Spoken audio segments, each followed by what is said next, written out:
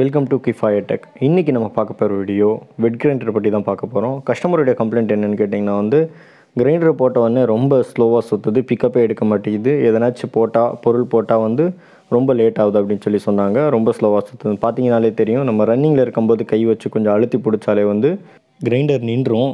இந்த ப்ராப்ளம் பற்றி தான் நம்ம இந்த வீடியோவில் ஃபுல்லாக பார்க்க போகிறோம். வீடியோ ஃபுல்லாக பாருங்கள், ஸ்கிப் பண்ணாமல் பாருங்கள். இப்போ பார்த்தீங்கன்னா கிரைண்டர் அப்படியே நம்ம பிடிச்சி கீழே பார்த்தீங்கனாலே தெரியும், மோட்ரு அப்படியே ஸ்லிப் ஆகி ரன்னிங் ஆகிக்கிட்டு இருக்கிறது.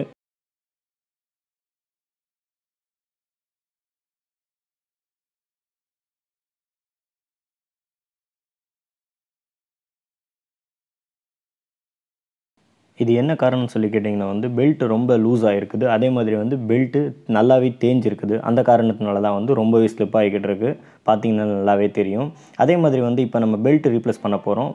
பெல்ட் எப்போயுமே சரி நம்ம வாங்குறப்ப சேம் அதே மாதிரி சைஸ் இருக்க மாதிரி தான் வாங்கணும். பெல்ட்டோட சைஸ் பார்த்திங்கன்னா அந்த பெல்ட் மேலேயே போட்டிருப்பாங்க. A38 சைஸோட நம்பர் பார்த்திங்கன்னா அந்த சைஸ் சொல்லி தான் நம்ம பர்ச்சேஸ் பண்ணுறப்பையும் நம்ம கேட்குற மாதிரி இருக்கும். நல்லாவே தேஞ்சிருக்குது. இப்போ நம்ம ரெடியாக வச்சுருக்க புது பெல்ட்டுடைய சைஸ் பார்த்திங்கன்னா சேம் சைஸ் தான். வெட் கிரைண்டரோட பெல்ட்டு தான் இது. ரெண்டையும் கம்பேரிசன் பண்ணி பார்க்கல பார்த்தீங்கன்னா நல்லாவே தெரியும், புதுசுக்கும் பழசுக்கும் எந்த அளவுக்கு வித்தியாசம் நல்லாவே தெரிஞ்சிருக்குதுன்னு.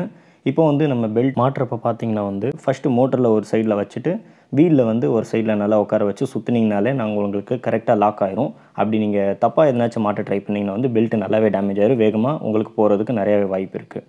இப்போ பார்த்தீங்கன்னா நம்ம பெல்ட் மாட்டியாச்சு. ஒரு தடவை சுவிட்ச் போட்டு ஸ்பீடு எந்த அளவுக்கு இருக்குன்னு சொல்லி செக் பண்ணிக்கலாம். சுவிட்ச் போட்டோன்னு பார்த்தீங்கன்னா நல்லாவே தெரியும், நல்லா சடன் பிக்கப்பு, நல்லாவே ஸ்பீடாக சுற்றுறது. உங்களுக்கு ஸ்பீடாக சுற்றுறப்ப பார்த்தீங்கன்னா உங்களுக்கு சவுண்டு வரும். அதை வச்சு நீங்கள் கண்டுபிடிக்கலாம் எந்த அளவுக்கு ஸ்பீடு இருக்குதுன்னு.